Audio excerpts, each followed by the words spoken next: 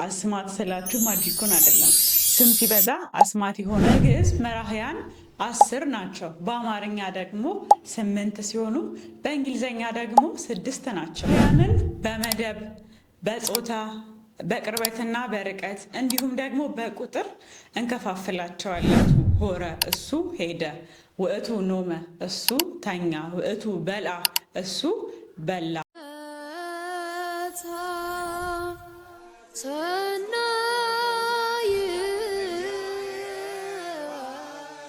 እፎ ሃሎክሙ ተላውያነ ክሬዋ እንቋ በሰላም በዳህና ሀበክሬዋ መጻእክሙ። ሰላም እንዴት ናችሁ የክሬዋ ቲዩብ ተከታታዮች? ይህ ተከታታይ የግዕዝ ትምህርትን የምታገኙበት ክሬዋ ቲዩብ ነው።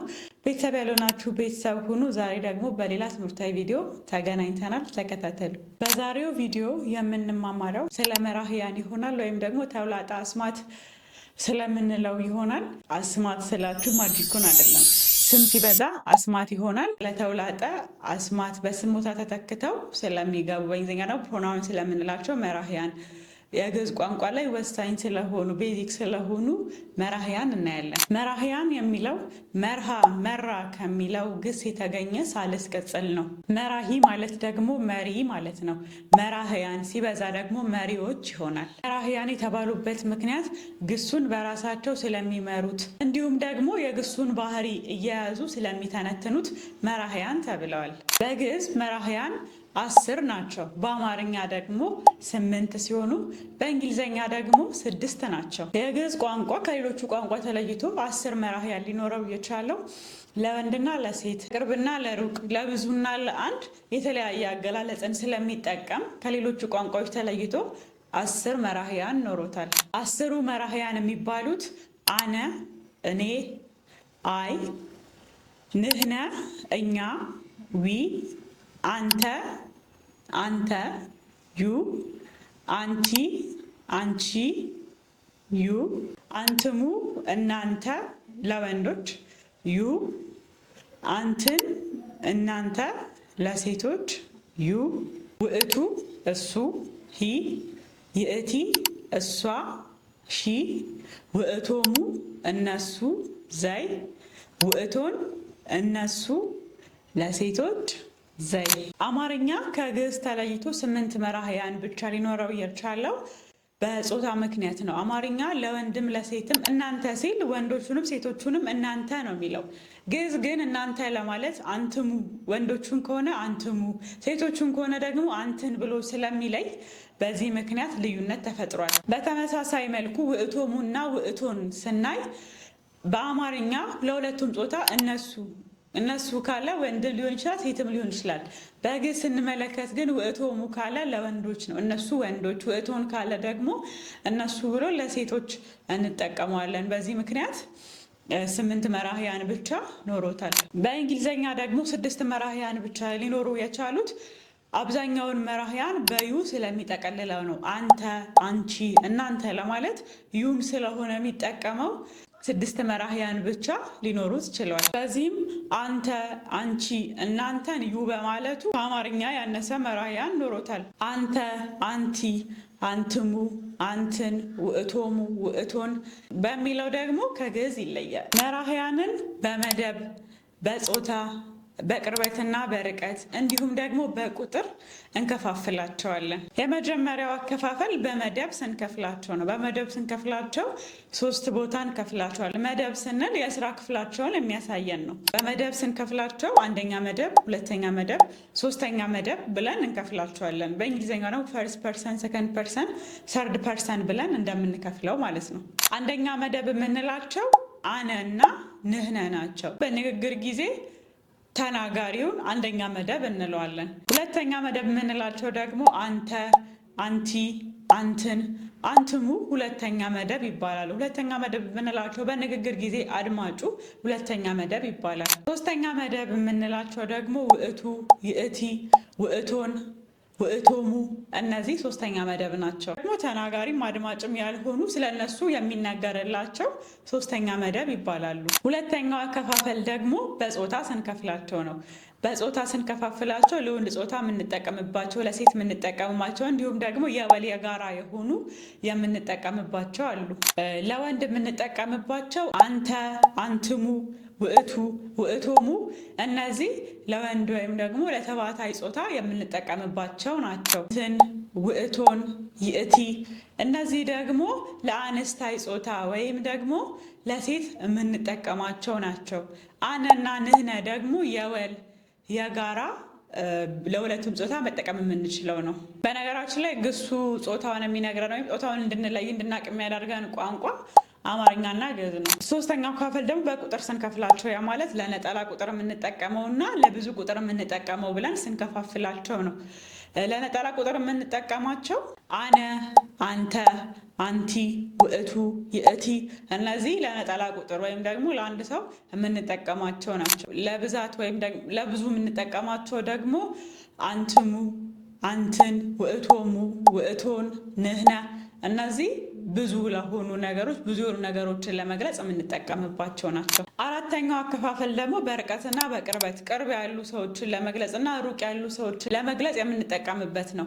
የሩቅ የሚባሉት ውእቱ፣ ይእቲ፣ ውእቶን፣ ውእቶሙ እነዚህ የሩቅ እንላቸዋለን። የቅርብ የሚባሉት አንተ፣ አንትሙ፣ አንትን፣ አንቲ እነዚህ ደግሞ የቅርብ የሚባሉት ናቸው። አነና ንህነ ደግሞ የወል ወይም ደግሞ ለቅርብም ለሩቅም የምንጠቀማቸው ናቸው። ስለ መራሕያን ይሄን ያህል ካየን አረፍተ ነገር ውስጥ እንዴት ነው የምንጠቀምባቸው፣ እንዴት ነው አረፍተ ነገር የምንመሰርትባቸው የሚለውን ደግሞ የግዕዝ መዝገበ ቃላት ላይ የተቀመጡት ወይም ደግሞ ግስ የሚባሉ የተቀመጡት በውእቱ አንቀጽ ነው የተቀመጡት። ለምሳሌ ሆረ፣ በልአ፣ ኖመ ስንል ማን የሚል ጥያቄ ሆረ ስንል ሄደ፣ ማን በውስጥ አዋቂነት ማን አለ? እሱ። ግሶቹ የተቀመጡት እሱ በሚለው አንቀጽ ነው። ስለዚህ ግሶቹ ለውእቱ ስንጠቀም ግሱን እራሱ ነው የምንጠቀመው ማለት ነው። ውእቱ ሆረ፣ እሱ ሄደ፣ በውእቱ ፎር መጀመሪያም ስለተቀመጠ ማለት ነው። በውእቱ ጊዜ የግሱ መጨረሻ ግዕዝ ነው የሚሆነው። እንዳልኳችሁ ቅድም ሆረ፣ ኖመ፣ በልአ፣ ሀለወ ስናይ መጨረሻቸው ግዕዝ የባለፈው ቪዲዮችን ላይ እንደተማማር ነው የመጀመሪያው ፊደል ሀግዕዝ ይባላል። ስለዚህ በመጀመሪያው ፊደል ነው የሚጨርሱት። ስለዚህ ውእቱ ከሆነ ውእቱ ሆረ እሱ ሄደ፣ ውእቱ ኖመ እሱ ተኛ፣ ውእቱ በልአ እሱ በላ ብለን ውእቱ ከሆነ የምንጠቀምበት አንቀጽ ግሱን ራሱ መጠቀም እንችላለን። ወደ ይእቲ ስንመጣ ይእቲ ማለት እሷ ማለት ነው። ወደ አረፍተ ነገር ስንመጣ ባዕድ ፊደል ትን ትጨምራለች። ለምሳሌ ኖመ ማለት ተኛ ማለት ነው። እሷ ተኛች ማለት ከፈለግን ግን ትን እንጨምራለን። ይእቲ ኖመት፣ ኖመ አልነበረ ግሱ፣ ትን ስንጨምርበት ኖመት። ይእቲ ሆረ ነበር ግሱ፣ ትን እንጨምርበታለን። ይእቲ ሆረት፣ ይእቲ በልአት እያለ የግሱ መጨረሻ ላይ ትን በመጨመር ለይእቲ መጠቀም እንችላለን።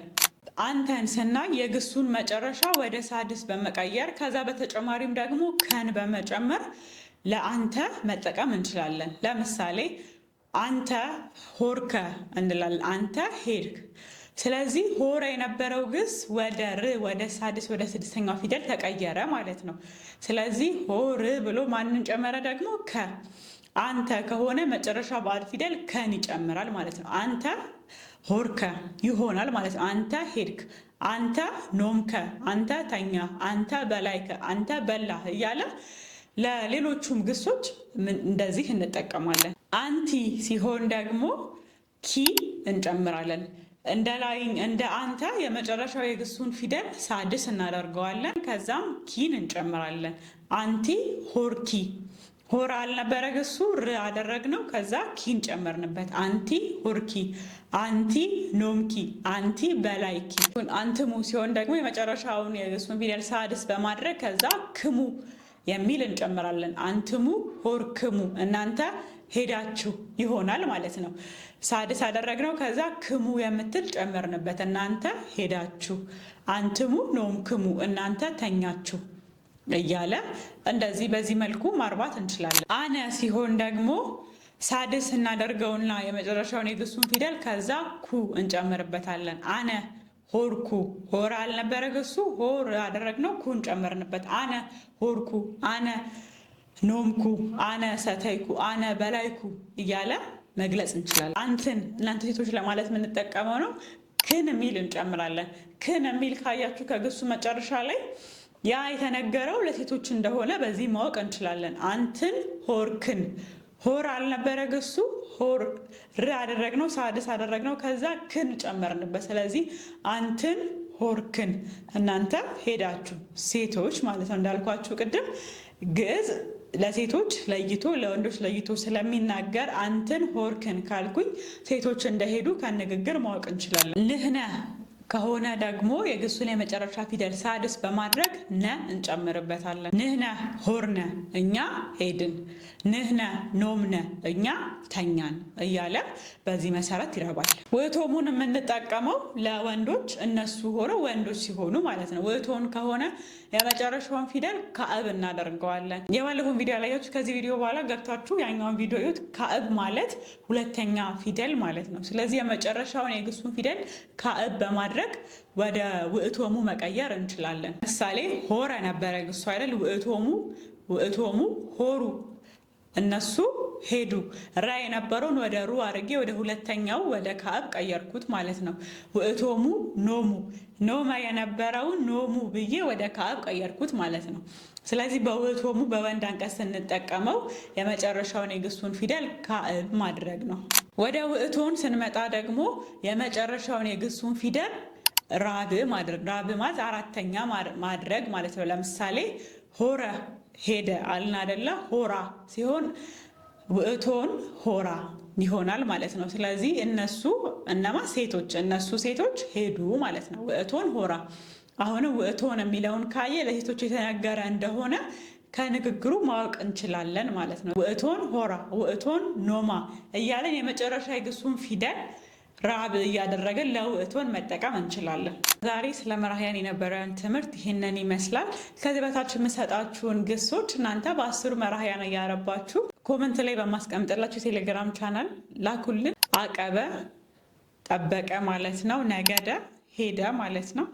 በ10 መራሕያን አርብታችሁ ከታች በማስቀምጥላችሁ ቴሌግራም አድራሻ ላኩልን።